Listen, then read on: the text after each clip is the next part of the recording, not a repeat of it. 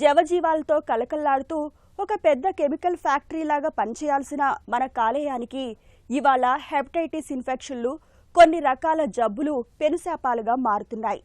పొగ, మద్యం వంటి అలవాట్లు, గాడి తప్పిన తిండి తీరు మూలంగా కూడా కాలేయం ఆరోగ్యం దెబ్బతినిపోతుంటుంది. కొన్ని సందర్భాల్లో ఇన్ఫెక్షన్లు తీవ్రమై కాలేయం పూర్తిగా నిర్వీర్యం అయిపోతుంటుంది. లివర్ సిర్రోసిస్ అలాంటిదే. దీని బారిన పడ్డప్పుడు కాలేయంలోని కణజాలం క్రమంగా సిమెంట్ ముద్దలాగా గిడసపారిపోతుంటుంది. ప్రాణాంతకంగా పరిణమించే లివర్ సిరోసిస్ జబ్బు గురించి ఇప్పుడు తెలుసుకుందాం. లివర్ సిరోసిస్ అనేది దీర్ఘకాలిక సమస్య. దీర్ఘకాలికంగా లివర్కి హాని జరగటం, లివర్కి దెబ్బతింటం ద్వారా లివర్ సైజ్ అనేది తగ్గటం, అలాగే లివర్ గట్టిపడటం, వీటి వల్ల లివర్ పనితీరు తగ్గి ప్రాణాంతకం అయ్యే పరిస్థితి కూడా ఉంటుంది. ముఖ్యంగా లివర్ సిరోసిస్లో దశలు ఉంటాయి. కాంపెన్సేటెడ్ సిరోసిస్, డీకాంపెన్సేటెడ్ సిరోసిస్ అంటారు. కాంపెన్సేటెడ్ సిరోసిస్ ఉన్న వాళ్ళల్లో ప్రధానంగా సిమ్టమ్స్ కనిపించకపోవచ్చు.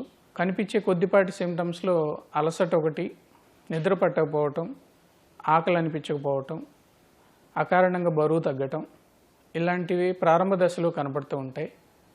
అలాగే లివర్ సిరోసిస్ అడ్వాన్స్డ్ స్టేజ్ అంటే డీకాంపెన్సేటెడ్ సిరోసిస్లో కామర్లు రావటం, అలాగే అన్నవాహికలో నరాలు ఉబ్బి చిట్లి బ్లీడింగ్ అవ్వటం, పొట్టలో నీరు చేరటం, అలాగే కాళ్ళల్లో వాపు రావటం, గందరగోళంగా మతిమరుపుతోటి ఉండటం, ఇవి ప్రధానమైన సిమ్టమ్స్. సిరోసిస్లో 2 స్టేజెస్ ఉంటాయి.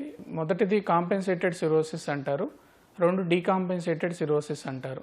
ఈ స్టేజింగ్ అనేది చైల్డ్ పిగ్ స్కోర్ అంటారు.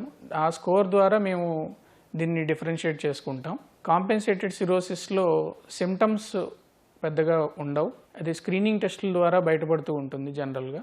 అది బయటపడినప్పుడు ఆ పేషెంట్ తాలూకా రిస్క్ ఫ్యాక్టర్స్ ఏంటి అనేది మేము అసెస్ చేసుకొని ఆ రిస్క్ ఫ్యాక్టర్స్ తగ్గించడం ద్వారా వాళ్ళు డీకాంపెన్సేషన్కి వెళ్లకుండా ఆపే ప్రయత్నం చేస్తాం. లివర్ సిరోసిస్ ట్రీట్మెంట్ ఆప్షన్స్లో మెయిన్గా దశ బట్టి మేము ట్రీట్మెంట్ ఇస్తాం.